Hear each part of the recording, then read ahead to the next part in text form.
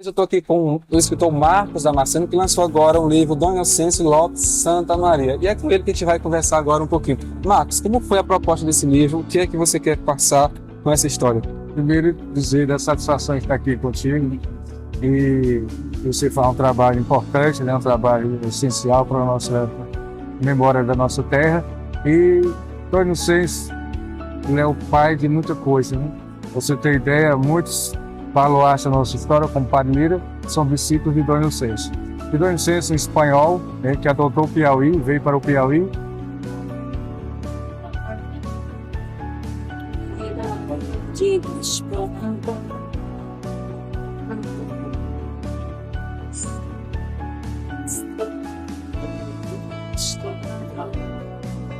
E se tornou mais piauiense do que muitos piauienses tem por aí. E ele abraçou o Piauí com muita vocação, com muito trabalho, com muita dedicação, tanto que aos 83 anos de idade ele ainda trabalhava, aquela disposição, um trabalho bem afim, um homem que fez tudo pelo Piauí, ele fez um esforço muito grande pelo Piauí, e que ele, tudo que nós somos hoje, nós devemos muito a ele, ao passado. Como aquela história, não existe presente sem passado, como não existe futuro sem presente. E nós devemos muito a Dom Inocêncio, a liderança desse passado, partiu dele, que veio da Espanha, né? Você imagina naquela época alguém trocar o generalato da Igreja Católica, aquela estrutura, aquele conforto, para vir para o Piauí e montar em cavalo. Você vê aí o Dom Inocêncio no cavalo, era o transporte da época, e Dom Inocêncio não foi bispo de gabinete, ele não quis ficar em gabinete, ele quis estar no meio do povo, se antecipando aos problemas, buscando a solução. Ele foi íntimo das pessoas, ele permitiu que as pessoas fossem íntimas dele, ele não se afastou das pessoas, como também não evitava que as pessoas se aproximassem dele.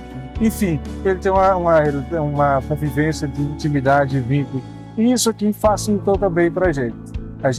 Nós vê que nós escrevemos um livro pela vida personalidade, ou seja, isso nos permite ser íntimos, estar na história, né, contando histórias, nos reconhecendo na própria história dele. Com isso, aí vem a proposta do livro, do centenário, Dom Inocêncio faleceu em 58, o centenário de São Nonato, que é o centenário da região, ele se destacou como a maior figura, né? E aí, nós somos de Dom Inocêncio, no município homenageia ele, uma iniciativa patronada por Padre Lira, que é um discípulo dele. E aí, eu me interessei. E a Igreja Católica e a Ordem Mercedária, através do Padre Herculano, e a Igreja Católica Diocese, através de Dom João Santos, eles me procuraram para que eu coordenasse esse trabalho, organizasse o livro. E nós montamos uma equipe, muitas pessoas. E esse livro foi escrito, Marcelo, por duas vias. A história oficial, né, que está registrada pela Diocese, né, e a história popular, que a maior contribuição é a história popular. O povo toma a história do Dom Inocêncio, o próprio povo dizendo como foi Dom Inocêncio, no dia a dia dele, como ele era. E nisso eu descobri que, por exemplo, a nossa família, a família mais amiga dele, né, grandes amigos, nosso bisavô era amigo dele, recebi ele na casa, eram amigos mesmo.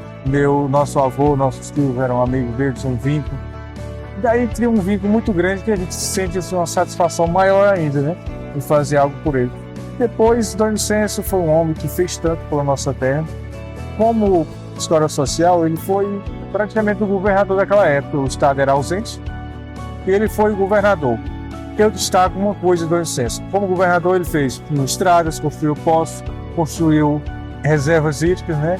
Enfim, questões jurídicas. Dom Inocêncio construiu cartório, Dom Inocêncio liderou uma campanha chamada campanha Liberdade e Fraternidade, que era liberdade, era recorrer à questão de registro de terra, de pessoas, acabar com as guerras. E a segunda coisa, a maior obra de Dom Inocêncio que eu considero foi a obra do conhecimento. Dom Inocêncio, para quem não sabe, a história da educação, ela era patrocinada pelos fazendeiros no primeiro momento. No segundo momento, pela Igreja Católica, e onde entra o protagonismo dele. E aí que veio a história do Estado, a presença do Estado já nos anos 40, com Eurico Gaspar Dutra.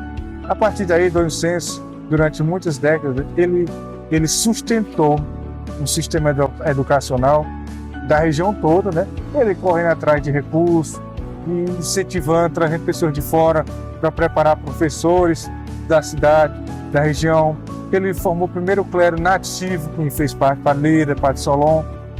E dessa geração só tem Padre Lira. Padre Lira, só existe Padre Lira, né? Padre Lira que está vivo, aos 94 anos.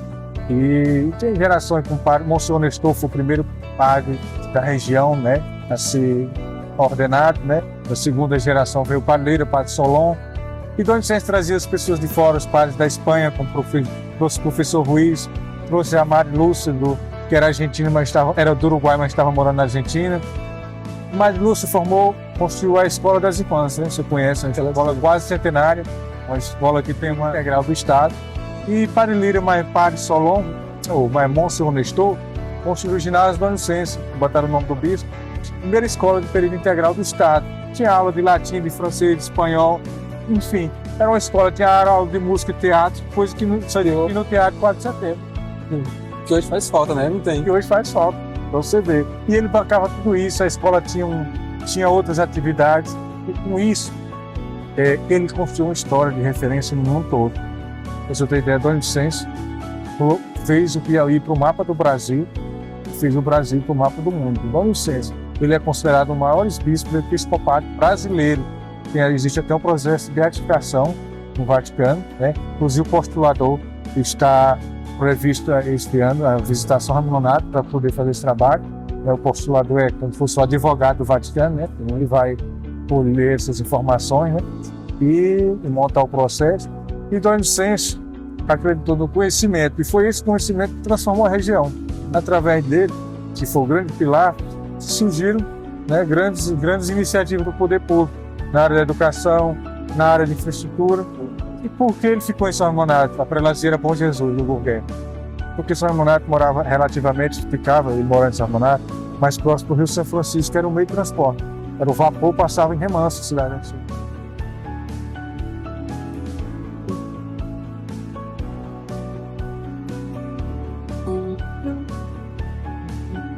São Remonato tinha um telégrafo uma vez por semana. Tinha os Correios uma vez por semana, e Bom Jesus não tinha. E Bom Jesus ficava mais isolado, chama o sul. E foi a partir daí que nossa terra começou a inverter, né? Com a presença dele, né? Que ele foi o terceiro bispo prelado de Bom Jesus. Só que podemos considerar o primeiro no sentido que foi o primeiro que ficou e firmou. Ficou durante 27 anos, porque os dois primeiros adoeceram, acabaram voltando, um acabou falecendo, né? E ele foi quem abraçou. Marta, de onde veio o bispo Dom Inocêncio? Como ele chegou em São Raimundo para ter hoje essa história maravilhosa? Isso bem, vamos aos fatos. Em 1921, Dom Otaviano, que era arcebispo de Teresina, sentiu a necessidade de mais uma prelazia no Piauí, só existia uma. Que era onde? Que era aqui em Teresina. E aí, quando foi em 1921, ele criou a prelazia de Bom Jesus do Gurgué, que era o Papa Bento XV.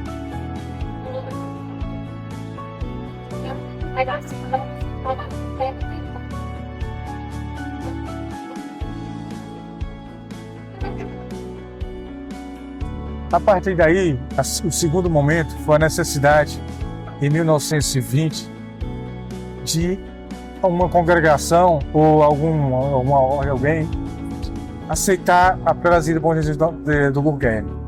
Várias congregações, várias ordens da Igreja Católica foram consultadas e nenhuma aceitou. Teve a Ordem dos Capuchinhos, enfim.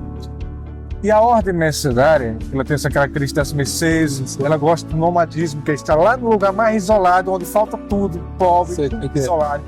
E Dom Inocêncio, ele já era chefe, era mestre-geral da ordem mercedária do mundo todo.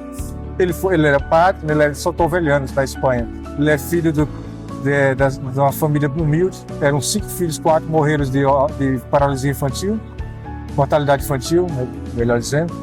E ele, aos 15 anos, foi estudar no seminário, aos 16 entrou para a ordem mercedária. E aos 22 anos foi ordenado, né? E nem podia pensar, o direito canônico fala que são por 24 anos, mas ele teve licença para os 22 ser ordenado. E eles foi subindo na hierarquia da Igreja Católica, e quando foi em 1920, a ordem mercedária aceitou a prelazia de Bom Jesus através dele e Dom Inocêncio, sendo digamos assim, o chefe geral da ordem mercedária no mundo todo. E aí ele enviou o primeiro bispo, né, para assumir a prelazia de Bom Jesus do Gurgué. Só que esse bispo adoeceu, né, no caminho, acabou adoecendo, teve que voltar, E o segundo que veio, foi nomeado, acabou adoecendo também, acabou falecendo. E ele próprio, olha só, isso que eu achei a coisa mais importante na característica de Dom Inocêncio, é que ele não foge de compromisso. Ele assumiu o compromisso pela Ordem Mercedária e ele sendo o chefe geral, ou seja, o mestre geral da Ordem Mercedária no mundo todo, estava lá no generalato, naquele alto poder da igreja, ele mesmo assumiu. Ele mesmo pediu para ser, né, digamos, não chegou a dizer, mas ele aceitou, né, obediente à igreja, aceitou ser nomeado bispo prelado. E ele veio. Quando foi em 1930, em dezembro, ele deslocou de lá para cá, né? Uma viagem difícil, navio, muitos dias de viagem, chegou a Salvador. Salvador não sabia onde ficava. Imagina ali, muita dificuldade, comunicação, foram vários meses. De Salvador a São Leonardo foram vários dias de viagem. Aí ele pegou o trem até Juazeiro, Bahia, que era o caminho era esse. De Juazeiro ele pegou o vapor, o navio, veio até Remanso. Chegando a Remanso não existia carro, já era o final, ele veio montado, top. Aí que chegou a São Raimundo Nonato. Chegou em São Raimundo Nonato no dia 19 de janeiro de 1931, quase um mês depois.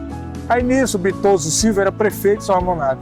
Bitoso fez uma grande festa para receber Dom Inocêncio, inclusive nosso bisavô, Dona Marcela, estava. E Dom Inocêncio gostou daquela simpatia do povo, aquela hospitalidade que é característica nossa, do povo sertanejo.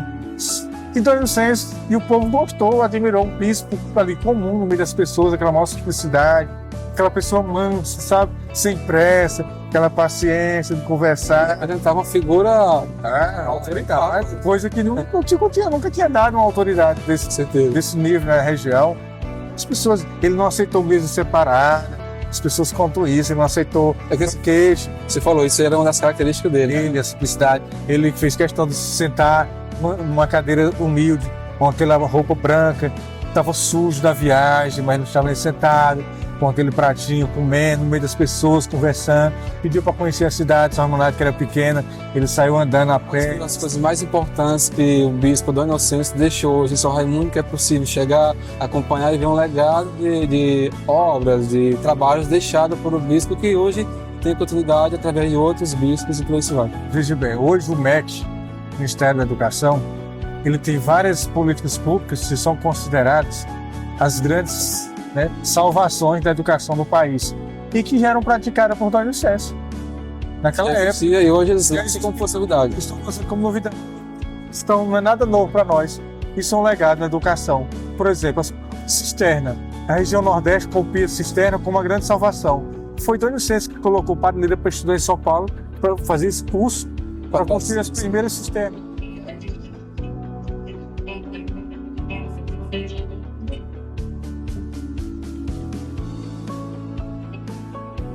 É da herança de... Nós somos herdeiros desse legado, né? Nós somos herdeiros, nós somos do quê? Como se fôssemos os bisnetos do Dom Inocêncio, da história, né? Porque nós somos os netos do Padre Lira.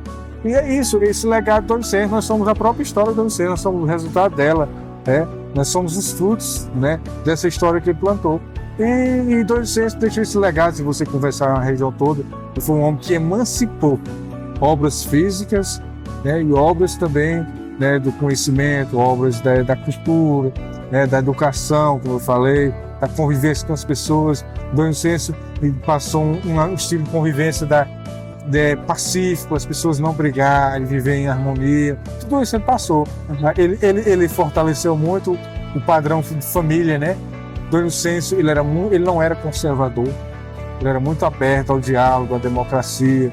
Sabe? Ele tinha o essencial, mas ele era muito aberto, ele aceitava as pessoas como elas eram, ele não tinha tratamento diferenciado, enfim, ele era um homem, né, muito ecumênico. Mas como foi os últimos dias de vida de Dom Inocêncio? Para quem não sabe, né, acho que Dom Inocêncio está sepultado em São Raimundo na própria catedral da cidade, né, Marcos?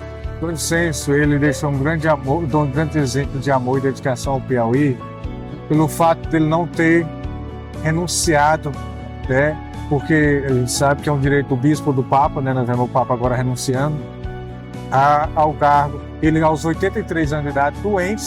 Por muitas vezes ele participou de solenidades públicas, doente. Ele tinha câncer do fígado e várias outras doenças, provavelmente problema urológico da época, pelo sol, ele andava muito acabado.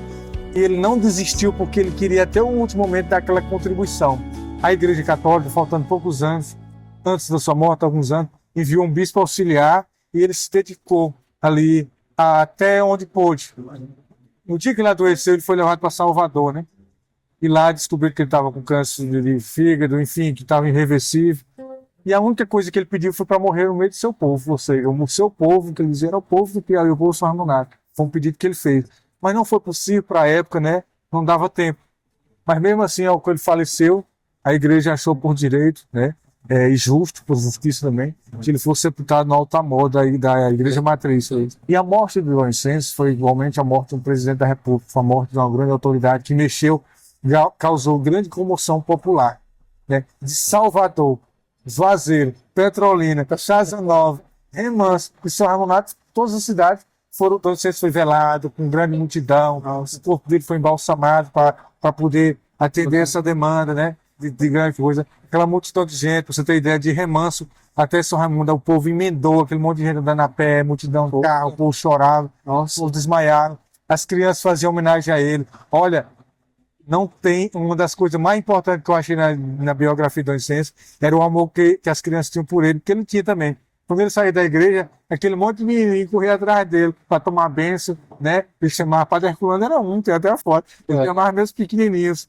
Então, quando ele morreu, a cena mais importante que as pessoas contam, tinha idosos que nem nosso bisavô Senna, mas ele nunca chorou na vida dele, um homem muito bruto para aquelas épocas. Chorou no dia do velório do Dom Inocêncio. Ele morreu em que ano e com que idade, Marcos? Ele morreu em 1958, aos 83 anos de idade, né? Praticamente tinha 83 anos de idade, não tinha completado ainda os 84, faltavam alguns meses. O Dom Inocêncio, ele é muito homenageado, você vê que ele marcou a história, e até hoje ele é. Primeira homenagem de vida, como o ginásio Dom Inocêncio, foi iniciativa de Padre Lira e Monsenhor Nestor. Ele tem nome de rua em vários países do mundo. Ele tem nome de rua em São Paulo. Ele tem nome de rua aqui em Teresina. Ele tem nome de vários prédios da Igreja Católica no mundo todo. Ele tem o centro diocesano, leva o nome dele, de São Ramonato. Ele tem nome de pessoas. As pessoas, quando a mãe tinha um parto, a mulher